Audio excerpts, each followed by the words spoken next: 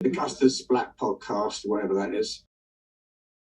Yeah. Now, I was born in Glasgow and then moved down when I was about 7, down to Southend. And yeah, I lost the accent pretty quickly because talking like that in the playground is not so good in Essex.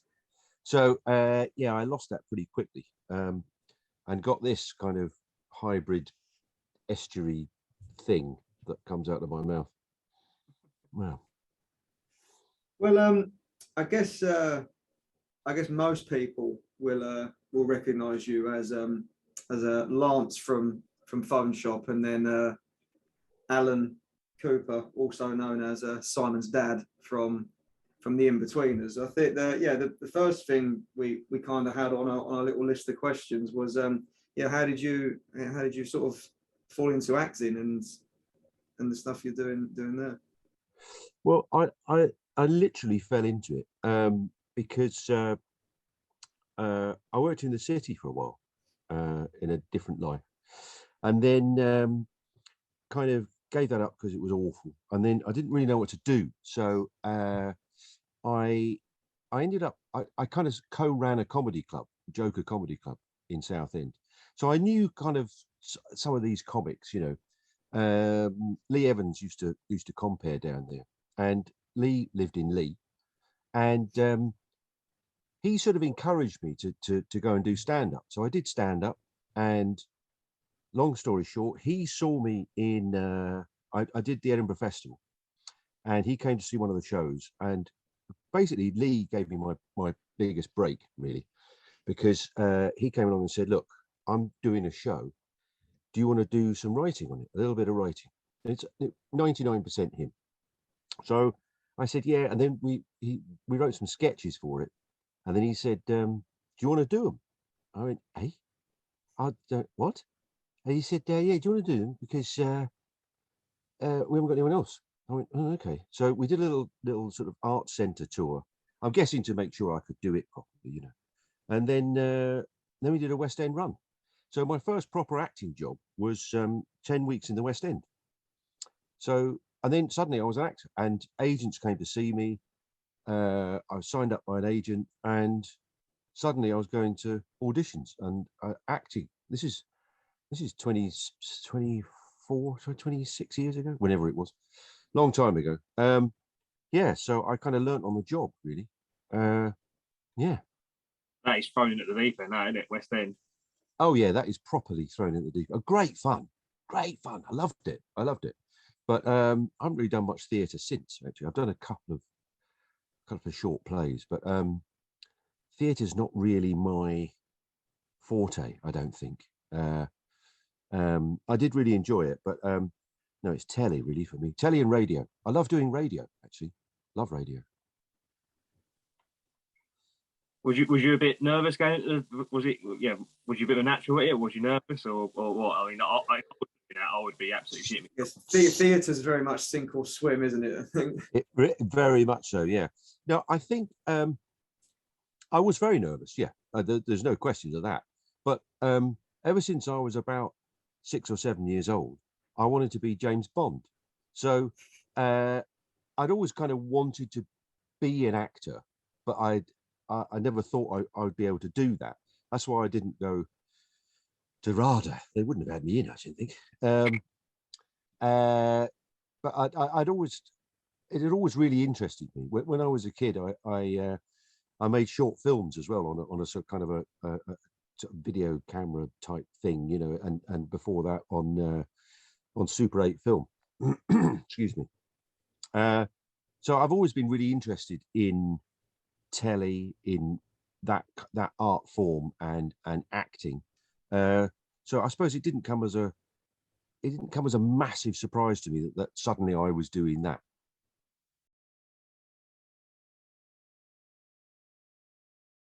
After that, I mean, I noticed you credited with a lot of writing material, things like Box and 8 out of 10 Cats. Yeah. Like you say, so the breakthrough came, but how did then that come about? Because that seems like quite a jump to me. Well, that came about because I was still doing stand up, and people found out that I'd done some work with Lee, and various other people came in and said, you know, would you help me with a bit of writing? It's a slightly sort of dark art, actually, because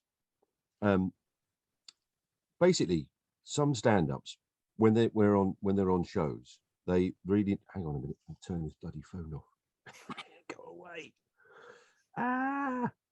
Sorry guys. No, you're fine. So trying to ring me at 6:10 on a bloody Sunday. Get away. Apologies. Yes, it's a bit of a dark art, the writing for performers, because actually they're in charge of it. They mold it, and 95% of what is said on stage or on screen is by them. But they do sometimes use writers like me, and often we're a kind of an insurance policy. But I can't remember who the first person was who asked me. It might have been Ardal O'Hanlon. Because I supported Ardal when he was doing Father Ted. He did a tour, and on part of that tour, I supported him. And he asked me to do some writing for him, so which I did, and then other people kind of find out, and I did a bit of writing with Bill Bailey back in 98, I don't know, something like that. And that was for a show up in BBC Scotland, and I did some other bits with him. And then Sean, I bumped into Sean Locke in Edinburgh, and he said, "Oh, you do some writing," and he got me in to write the first radio series of 15 Stories High, which then went on to do another radio series and then 2 TV series, which I co-wrote with him. And then, because I'd worked with Bill before, Bill got me in to do Buzzcocks. And then because obviously I'd written with Sean before, he got me in to do 8 out of 10 Cats and Cats Does Countdown and various other bits and bobs. And it's a sad, sad loss that he's not with us anymore, because he was a genius and a very, very good friend, a very close friend, and fiercely loyal, and the best night out you could ever have, ever. I can imagine. I've got that 15 Stories Are behind me. I love that program. Oh, do you? Oh, bless you. We like the 2 series, on DVD. So. Right. Yeah, so I don't think. Well, maybe I'm doing the general public a bit of a disservice, but I don't think many people would be aware that you've done all that, because sort of a lot of it your face isn't to it. I'm not sure people are aware of like what people have written for. No, I don't think they are. I don't think they are aware. We used to be credited as writers, but we're not anymore. We're credited as program associates. Right. But I mean, the reason is, stand-ups and people on telly, they don't necessarily want people to be it broadcast, even though I am now, broadcast that they have writers. But, a lot of people do know that they've got writers, because television is a really hungry beast. You've got a day maybe to write, to think of some stuff on 8 out of 10 Cats. I have to say, with Sean, I wrote with him on all the series of 8 out of 10 Cats and nearly all of the series for Cats Does Countdown. And I can't stress enough, more than 90% of the stuff he has written, and a lot of that didn't even get on screen. An enormous amount of he is thinking on the hoof on the show. So as I say, we were often sort of a kind of insurance policy is if he just went blank and went, I can't think of anything, that there would be something to say, So what does that involve? It might sound a bit of a weird question. What does that involve? So are you writing sort of like the gags for it, or are you right? Yeah, writing the gags for it. And I mean, on 8 out of 10 Cats, you kind of, what the news, we've got no idea what the questions are going to be. You don't know what's going to be asked. But on the topical round at the beginning, you kind of know, well, there's going to be stuff about Brexit, or there's going to be stuff about current affairs, whatever it is. things. So you just write exactly. You just write some gags about Brexit, or the Queen stumbling over a thorn, whatever stories were around. So yeah, I mean, it's a weird thing. You go into an office and you sit down. You get there at 10 o'clock and you have a cup of tea. You sit down and you go, right, it's trying to be funny. And it's an odd thing that you have to sort of sit there with a newspaper and go, is this funny? Is this a funny idea? I don't know. I think that's a great art, that, because I think obviously you can make a joke in the moment, but like having to actually think about writing jokes. I think that's quite an incredible art, actually. There's not many people. There's not that many people that do it in the country. I don't know what it is now. All these youngsters are coming up. I'd say 40 people, maybe. It's not a lot. 35, 40 people, something like that. Yeah, not a lot at all. No, it's not a massive. There's not hundreds of us. No. I mean, we are obviously a football podcast, primarily a Southend football podcast, but we will come to that. But yes. We will. Just for a moment, I think we both will completely fanboy it. And as I had mentioned last week when I bumped into you are talking to like two of probably the biggest Inbetweeners fans going. Genuinely, there's not a day goes by where I don't think we quote it in some way or another to each other or in a group chat. Yeah, it's really stood the test of time. Probably one of the most relatable programs that I've ever watched. How was that? That was, it was extraordinary how it took off. I mean, I got the call to go for an audition from my agent on the Friday, and she said, right, you've got an audition, you've got a casting tomorrow, and I said, nah, you must mean Monday. She went, no, tomorrow. I went, hey, Saturday? No one casts on Saturday. That's insane. And she said, no. She said, it's last minute because I'm not really sure why it's so last minute. They couldn't find someone. I don't entirely know. So she said, there's a few of you going along. I've done the deal before you even get the part. So just in case you do get it. And I said, right, okay. So my wife and I were booked to go away for the weekend, and I had to say, I've got to go to casting. So she went, all right. So as I left, she shouted out, you better bloody get it. So right, okay. Yeah. So I went off there. There was a few of us there. I went into the casting, a big long table. I'm sitting opposite Ian and Damon, who wrote it. And then the producer, and then Gordon, the Gordon Alexander, the director. So I did my piece, and I did a few other scenes, and they asked me a couple of questions about the part and how I saw how I was going to play it, and I right, okay. So normally then in an audition, what normally happens is they go, thanks very much, Martin, and it's all unsaid. Someone will be in touch with your agent. You either got it or you haven't. So you get up and you go. That didn't happen. I was just sitting there, and no one kind of gave me that trigger, that release word to sort of go, off you fly, go away. No one gave me that. So I was just sitting there, and they all sat there, just the other side of a table, whispering to each other. And I was going, oh my God, this is toe curling. So I just started looking at the script a bit more, and they're whispering. And they whispered for about, it felt like about 5 minutes, but it was probably about 30 seconds. And I was just going, oh God, do they want me to get up? Do they want me to leave? Did I not hear them? Did they say, thanks very much, you can go now? So I just sat there, and Ian, who produced it and wrote it with Damon, Ian just leant across and goes, you got the part? I went, oh, blimey, amazing. And then this is very unusual, by the way. This doesn't happen normally.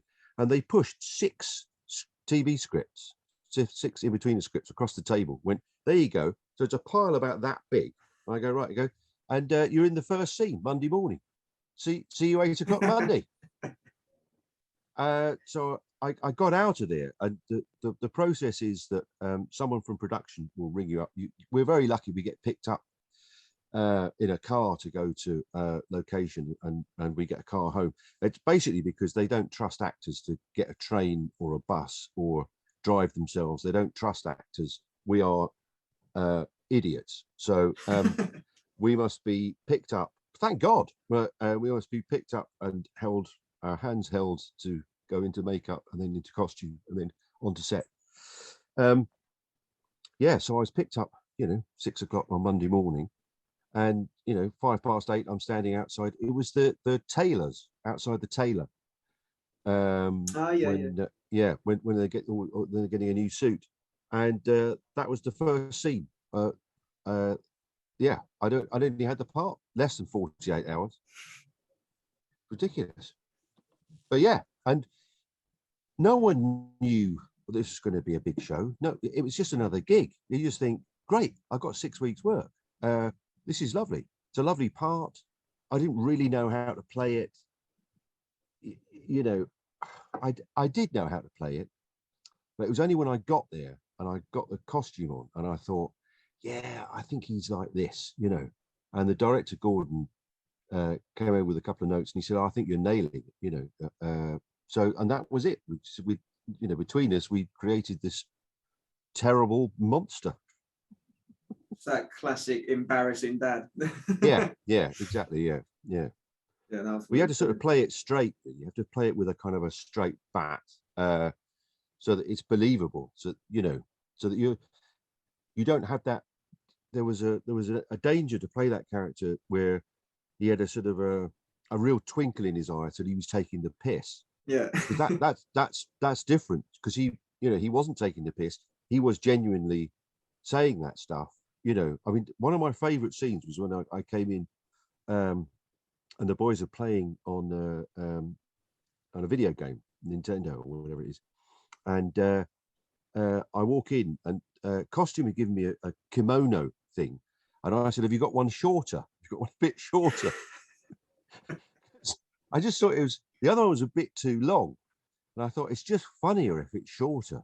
So they found one, and I put this shorter one on, because it was more of a dressing gown before, and I put this sort of shorter thing on. And then I come in and I say, oh, hi. And he said, oh, I thought you'd left home. I said, no, me and your mum have made up, I said, oh, yeah. Well, mum's upstairs. I go, oh, then they go, all right, yeah. And there's that beat, and I go, you got any Johnnies? And it's in front of his mate. And you have to play that really straight, otherwise it just doesn't work. Yeah. But a great character, a lovely, lovely character to play. Yeah. No, it was.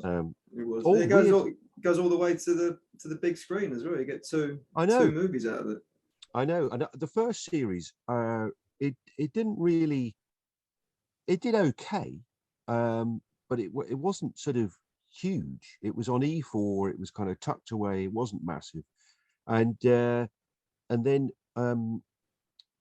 Series, so we got another series, and series 2 sort of crept up quite a bit more, but it was just about when social media was kind of picking up a bit, and it was much more word of mouth, actually, I think, and it got bigger and bigger and bigger, and then the third series just went absolutely insane. There was kind of, I mean, E4 back then was getting, I'd say, average of, I'm plucking figures out of nowhere here, but I'm guessing around about 800,000 viewers was a really good show. 600,000, this was getting over 5 million. Wow, Jesus! Oh yeah, it was absolutely smashing everything. It was insane. Wow. Yeah, and then they did the movie, and that was great fun. And yeah, with that, yeah. And actually, strangely, Phone Shop was a strange casting as well. That's just occurred to me. Phone Shop was weird because Phone Shop was written by Phil Bowker, and he wrote it, produced it, and directed it. And he also produced 15 Stories. So I already knew him from there. I was doing some writing at the production company Talkback that he was at, and he came upstairs and he said, "Oh, can you pop down at lunchtime just to do me a favor? Because we're just improvising some stuff with some guys just for this little silly idea I've got." So I said, "Yeah, okay, fine." So I went down there, spent about half an hour, 40 minutes down there, just improvising comedy bollocks. Sorry, are you allowed to swear on you? Yeah, you can say what you like. Yeah, right. Okay, right. Yeah, improvising comedy bollocks. And had a great laugh. Phil said, "Thanks so much. I'll buy you a beer after work." I said, "Yeah, right, okay." Forgot all about it. About 2 weeks later, I got a call from Phil, and he said, "Hi." He said, "You've got the part." I went, "Eh? What are you on about?" He said, "No." He said that I filmed it all. Everyone at Talkback loves you. I wanted you to get the part, but I didn't want you getting nervous about it. So I got you down. It was a casting, and we're doing a pilot, and we shoot it in 6 weeks' time. I went, "What's going on?" So that was a weird audition as well. So, and that went on to do 19 episodes, three series and a pilot. Yeah, I couldn't remember any many series I've done actually. I didn't forget about it, but it's quite a while ago now. It's longer than you realise, isn't it? It is, yeah. The last series went out in blimey, I think it was 2014. It might have been 2013, but somewhere around there. So yeah, it's all still on all four. Phone Shop's all still on there, and I get recognised from both of them really in equal measures.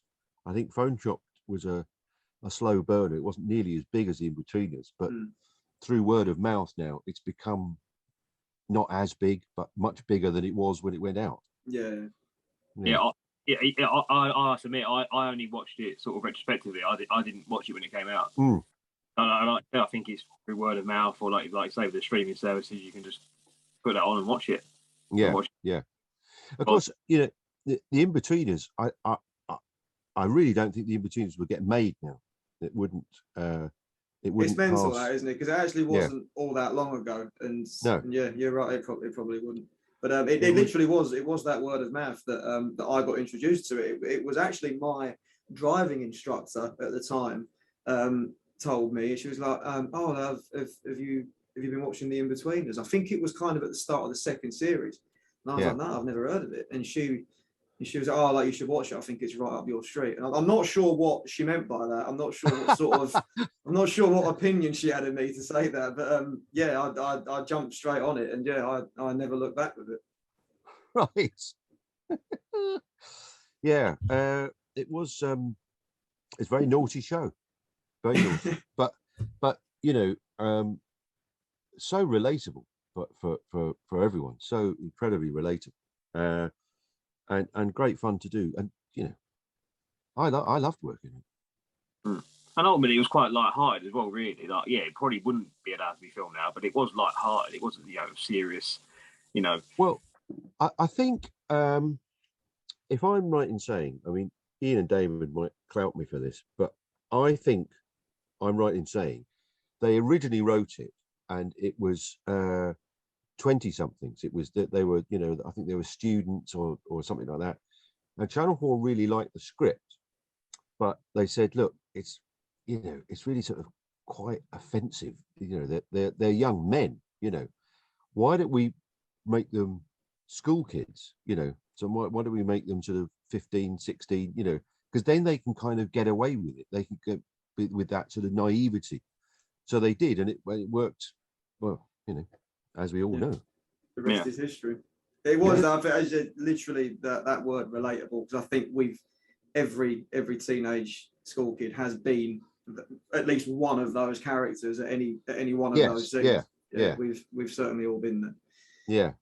considering it was hitting about 5 million views, do you sort of, that wasn't your call, but do you sort of regret there wasn't another series, or do you think 3 was perfect and it was the right time and, you know, quality over quantity? I think, I think 3 was right. I think because I don't know whether Ian and Damon thought that there might be some films and movies afterwards, but they had to move on to that fairly quickly because these guys, you know, time goes on and they're getting older and older. Kind of, you know, can't play that sort of 16, 17-year-old anymore because they're, you know, 30 with kids. So I suppose they made that choice to go, look, we're going to make a film instead. And they managed to make 2 with a bit of makeup. I still think it's good for a third, a wedding or something, a stag do. Yeah, the stag do would be good. Yeah. I don't know. I mean, the films were pretty good, I thought. You know, great. I think the first one's probably better than the second one because I'm in it more. Which one was it? What film was it? It's the second one. It's the second one, isn't it? With the water slide. You know what was it? Me and Farms were in the cinema. Like the pair of us were like folded up, crying at that scene because you knew it was coming, but still, just like the execution of it was like sublime. It was beautifully done, wasn't it? Yeah. For a poo joke, beautifully done. That's what I mean. You could see it coming, but still, it was like I still wasn't expecting that. Yeah. Right, yeah. Should we move on to some football? Yeah, let's do that. Let's should we go way back to the start? So you say you obviously moved down to Southend. What are your earliest memories of following Southend? Well, I think my earliest memories was when I was about. God, it's a long time ago, you know. I suppose I was about 14 or maybe 15. I think I was 14. And my uncle started to take me over there because my dad wasn't really into football. My brother was into football, but he was quite good at playing football. So he would go and play on a Saturday afternoon for various teams, you know. So and my mates were at the time were kind of into it, but not that much. But my uncle loved Southend. So he took me over there. When I was about 14, and Derek Spence was playing, and I always remember the North Bank was singing Derek Spence is an international because he played for Northern Ireland, and I loved it from the first. We used to stand in the paddocks, which is the east stand. Used to have a sort of a standing bit at the front of it, and from the first time I went, I absolutely loved it. And then I kind of drifted away a bit, then came back in the sort of late 80s. But really, the time I spent most down there was the late 80s to the mid 90s, and then I kind of moved up to London. So it was Brett Angel, Ian Benjamin, Andy Answer, Steve Tilson, Chris Powell, all that mob. Yeah, that wasn't a bad side back then, was it? No, it really wasn't. No, Spencer Pryor.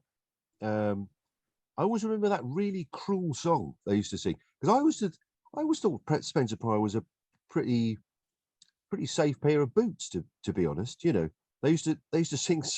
They said, "Find a buyer for Spencer Pryor." I've not heard that. Yeah, I didn't know that. I think they sang it because it rhymed, and they didn't really think it through that he was actually all right centre back, you know. But yeah, I mean, my memories down there are. I love watching Brett Angel because you never knew what was going to happen. He was 6'5" or whatever he was, like a rake. His arms and legs were all over the place. I don't think he scored a goal from further out than 8 yards. He was just a handful. He wasn't I don't remember him being particularly pacey. He was a great header of the ball, and him and Ian Benjamin had such a great partnership, you know, because Ian Benjamin would hold the ball up, and excuse me, Ian Benjamin would hold the ball up and, you know, lay it off to him, as I say, about 6 yards out. Then, but you never knew where the goal was going to come from. It was just kind of, there's so many goals I seem to remember that Brett Angel scored where behind the goal they cheer and you go, oh, have they scored? Because it was just a melee of people where he managed to crack the ball in the back of the net. He was great to watch. I loved him. And then actually Chris Phillips said the other day, I was down at the match the other day and I was speaking to Chris Phillips from the Echo, and he was saying that the communication now from the club and the social media, and, you know, you really get to know what's happening in your team or your club, you know, injury news, and there's rumours about a transfer or something like that. Back then, he was saying, I don't remember this, but he was saying, I remember coming down and the announcement went something like, oh, if you're expecting to see Brett Angel playing today, he's gone to Everton. Now, here's the team sheet. You go, what do you mean he's gone to Everton? When did that happen? Oh, last night. Yeah, so you didn't really hear as much stuff about what was going on. But I do remember we used to watch from the West Stand, and I remember coming to see a match, and they'd signed Stan Collymore the day before, and I went down with all my mates, and I said we were sort of going, who's called Stan these days? He's going to come out. He's going to come out, and he's going to be 72, and, you know, Stan. Jesus Christ! Why are we signing players like this? This is insane. And my memory of it, and I don't know whether it is true, but my memory of it is that Stan came out, and there was a big cheer, and kicked off, and within about 5 or 6 minutes, my memory is that the West Stand went quiet because he was just stunning. I mean, he absolutely took the piss in that division. We were just gobsmacked, just going, oh my God, he's the Messiah. He was amazing. He was amazing, you know, and he did take the mickey in that division. He rampaged through defenses. He was unbelievable. Best player I've ever seen in a blue shirt. Oh, definitely. I bought the DVD All His Goals to Southend quite recently, and did you? Some of the goals were just a joke. Yeah. They're amazing, aren't they? I seem to remember him running and then stopping, but with putting his foot on the ball, and then sort of doing that, sort of jigging around, and then going around other players. He was, yeah, he was amazing. It's almost like he'd let the defender think he had a chance, let him catch up with him a little bit, and then, no, I'm off again. Exactly. Yeah. He was amazing. Yeah, sadly, Stan in his playing days was just before my time. So, but yeah, as the same, I've bought that DVD, and yeah, the goals he was scoring were absolutely incredible. It's like, if I could go back to like any time in like Southend's history, I think it would have to be that one. Just those 30 games, just to witness that. Yeah. I also remember Chris Powell's first game. I'm pretty sure it was his first game. And we were in the North Bank for that one. And he brought someone down in the box, and it was a penalty. And he was on his knees. He ended up on his knees like that, facing the North Bank like this. And the referee didn't blow up for it. And everyone sort of carried on. And he faced the North Bank, and he crossed himself. And immediately won over the fans, you know. And he was probably the second best player I've seen down there. Well, guys that play for England. Yeah. I mean, yeah, he was amazing. But we had other great players as well, you know. We had, you know, dogged midfielders, you know, Phil Gridlett and Steve Tilson and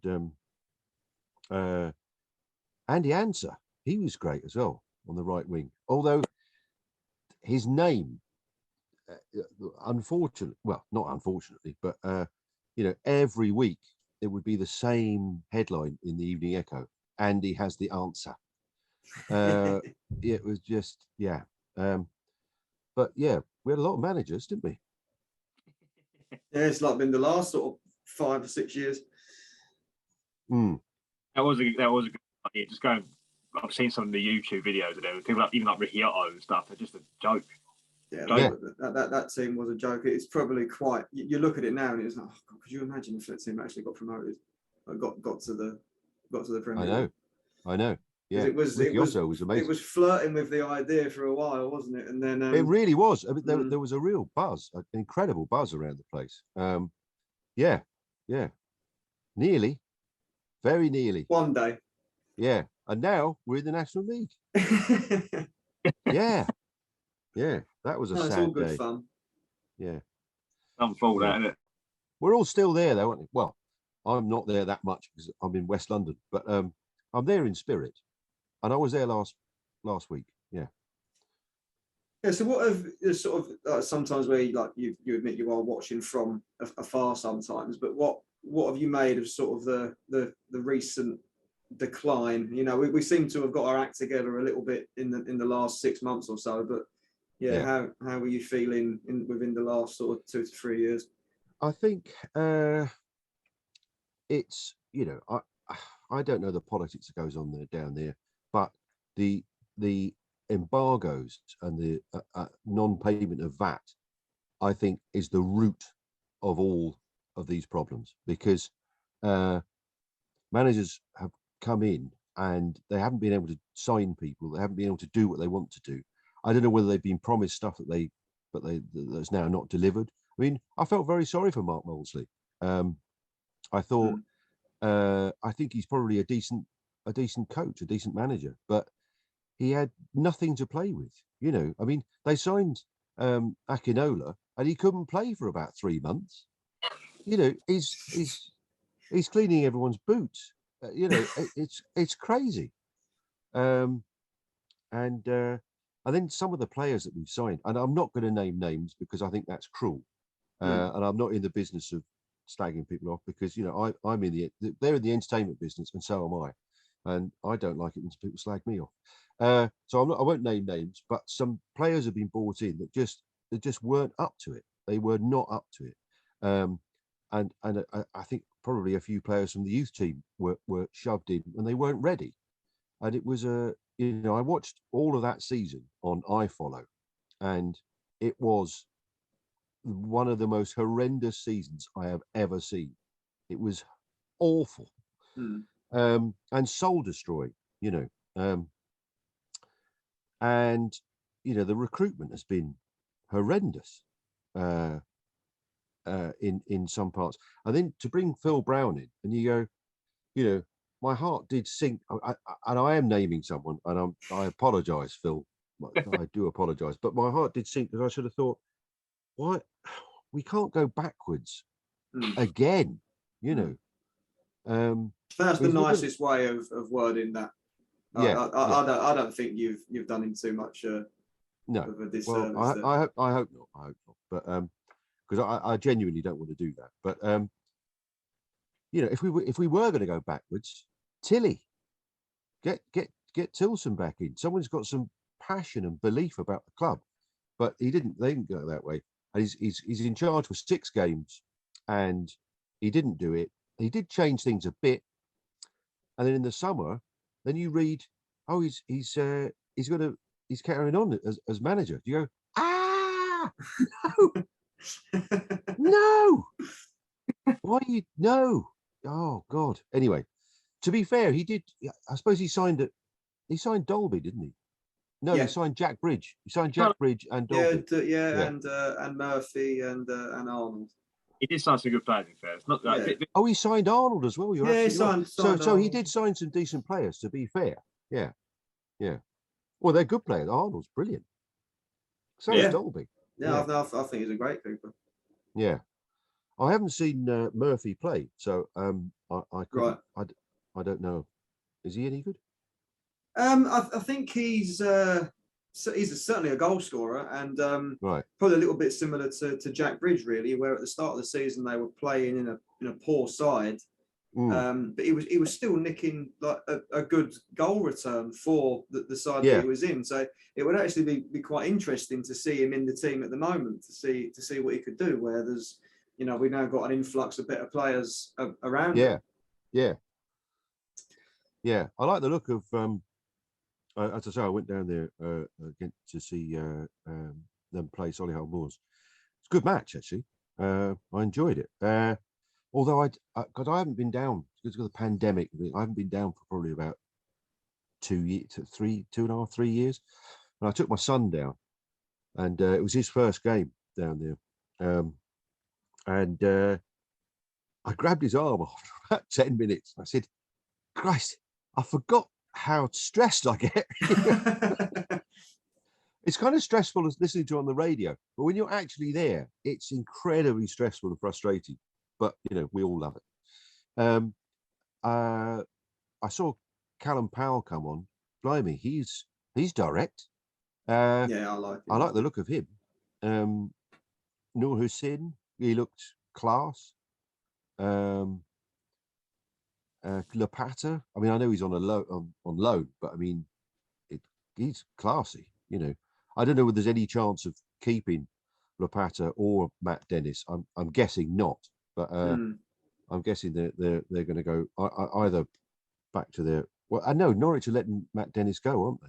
Yeah, and I believe, I could be wrong, but someone told me they've already told him that. So yes, that they're not sort of stringing him along. Yeah, I mean, I'd love it if he could stay, but I'm guessing surely he could play in League Two or even League One. Yeah, I think if how many games we got left? So we've got about 14 games left, something like that. So say he gets another, one in every two. I think he could probably get himself a League One club. Sadly. Yeah. Sadly for us, anyway. Great for him, but Yeah, exactly. You don't want to stop people. You don't want to get cross with people for moving on.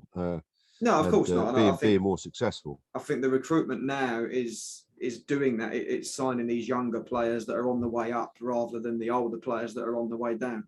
Yes, we've had a few of them. I mean, just a couple. Yeah.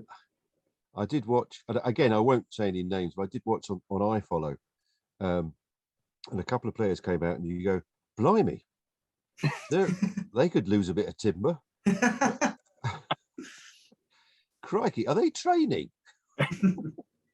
You don't need to name names. We know they are. Yeah, I think most listeners will know as well. And it's me. I was actually saying this to somebody earlier today. I don't think many football clubs suffered a worse lockdown period than Southend did. We actually got relegated twice in an era where fans couldn't even go. That is bleak. Yeah, that is. You're absolutely right. That hadn't occurred to me actually. But yeah, you're absolutely right. Fans couldn't go, so we couldn't even vent our anger. I must tell you, when I went to Solihull Moors, it's a long story, but basically, Southend United found out that I was going to come down, so they got in touch, and it's really kind of them, and through Matt Mundy, who I owe a big thanks to, at Southend United, they said, "Yeah, come down with your son. We'll put you in the director's box."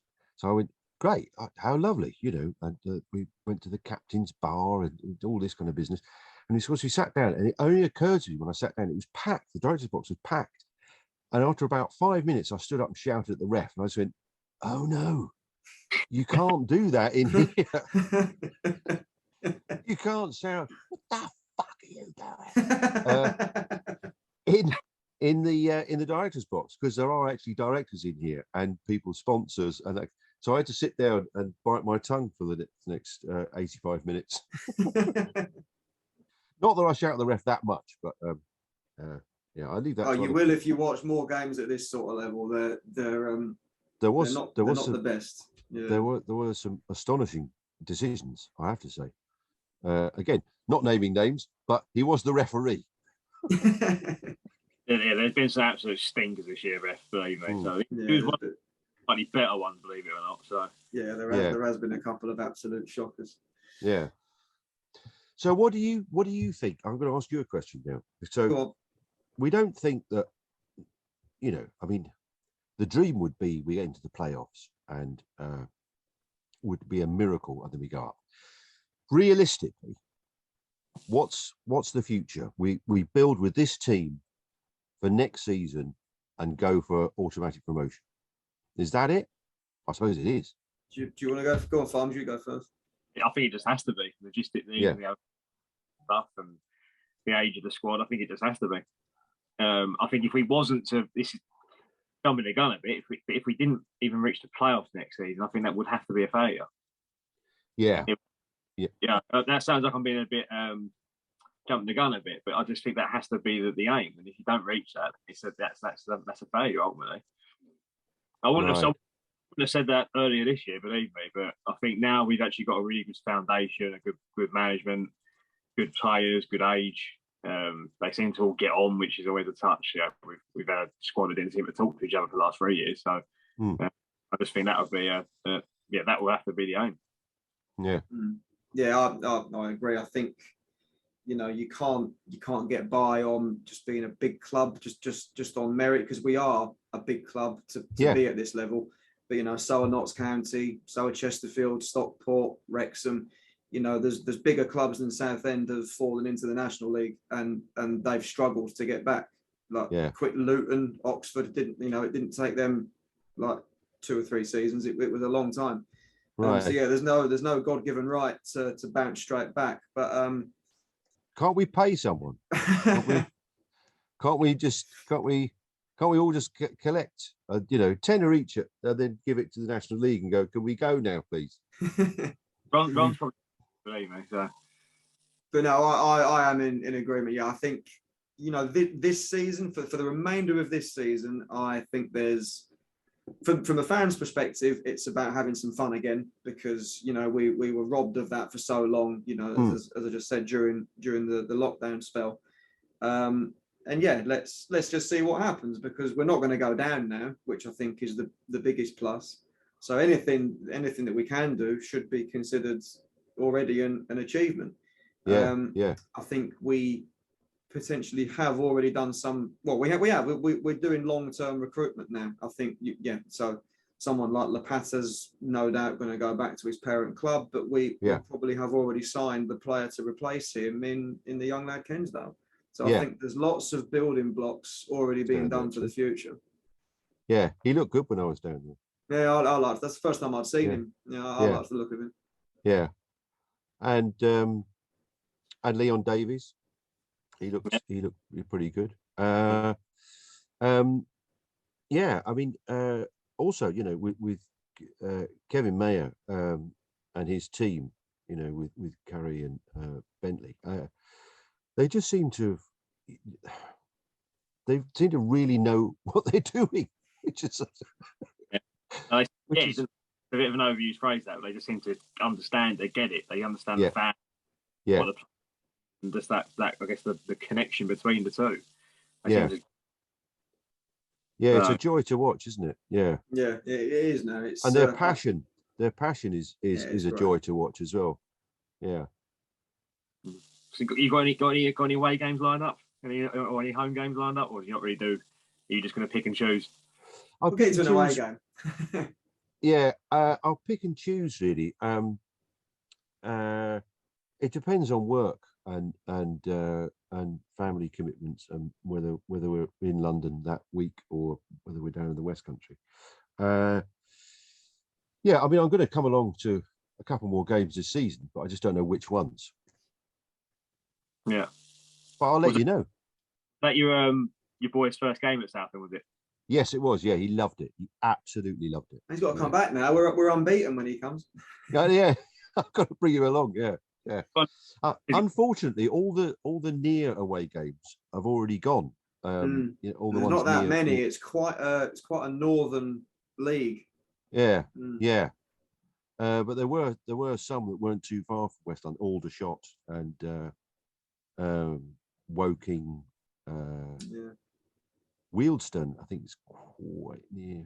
Yeah, well, that was right at the start of the season, Wilson. Yeah. I was filming, darling. I was filming. Sorry about that. That was probably your new. Mm. But what was the reaction to the great? Was that his first game, ever football game, or because I was thinking he might have gone to maybe like I don't know, a Tottenham or something, and he's going, "What the fuck is this?" No, I have taken him because we're not far from Brentford. In fact, I've seen Southend a couple of times away to Brentford since we've lived in West London, and I've taken him to Brentford a couple of times, but because I don't. I mean, sorry to Brentford fans, because I'm not invested in it. It was just taking him to a football match. Mm. You know, he didn't pick up on my vibes of my excitement of my, so he sort of said that going to Southend was way better than going to Brentford because of that. I think because his dad was going, we're in here, come on, and whereas I just sat and watched the match there. It was like watching it on the telly, so I think he picked up on that. So yeah, he's a shrimper for sure. Good man. Yeah. He's in for a lifetime of heartache, but good man. I know. I have sat him down and warned him of this. Yeah.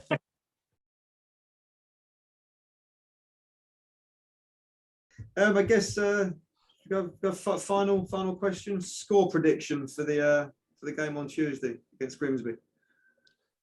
You going to keep that unbeaten run going?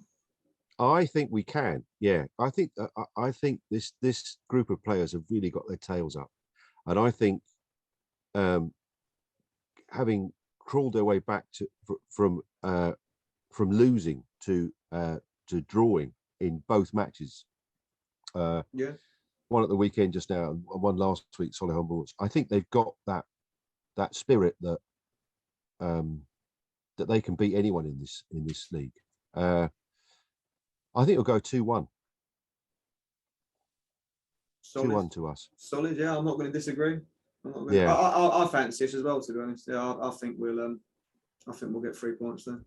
Yeah, I think we will. I think, and I read in the paper that Matt Dennis left on crutches. I'm hoping that's just so he's not putting any pressure on it and making it any worse, rather than it's already that bad. Yeah. I mean that would obviously be a shame.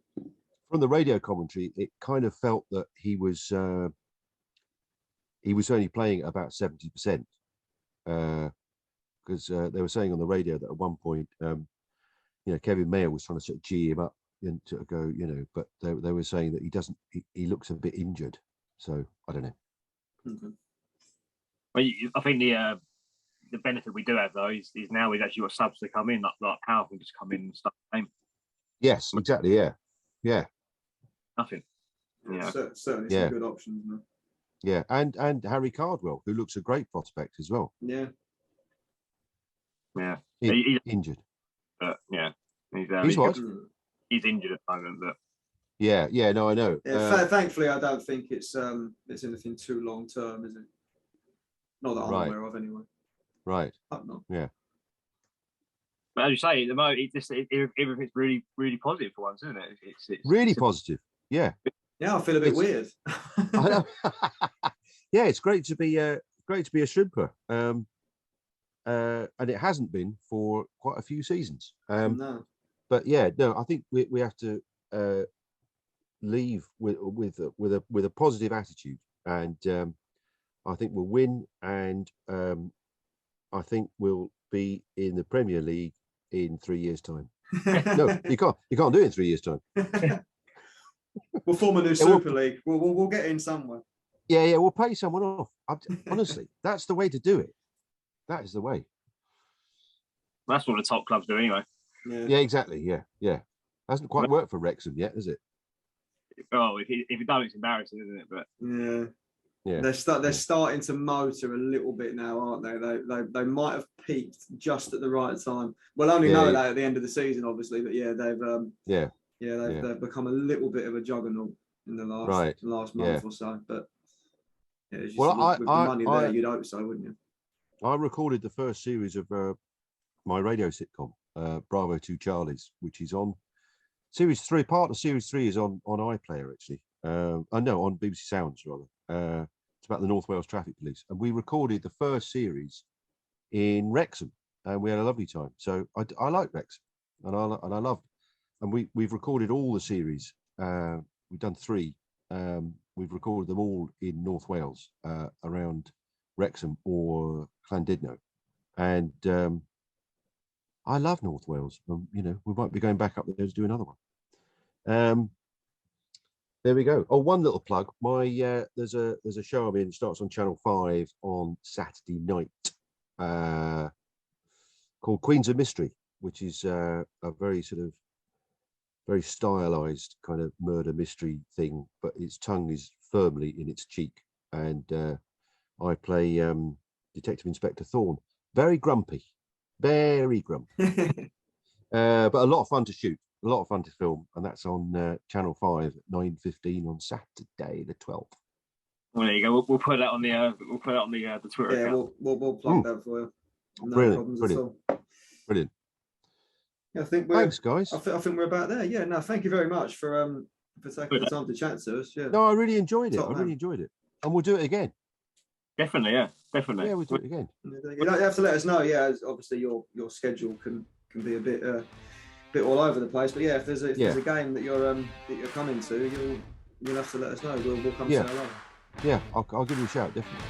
Perfect. Lovely to chat, guys. That's all right. I really enjoyed it. Come on, you Blues. See you guys. See you, mate. Bye-bye. Thank you. See you. Bye. Bye.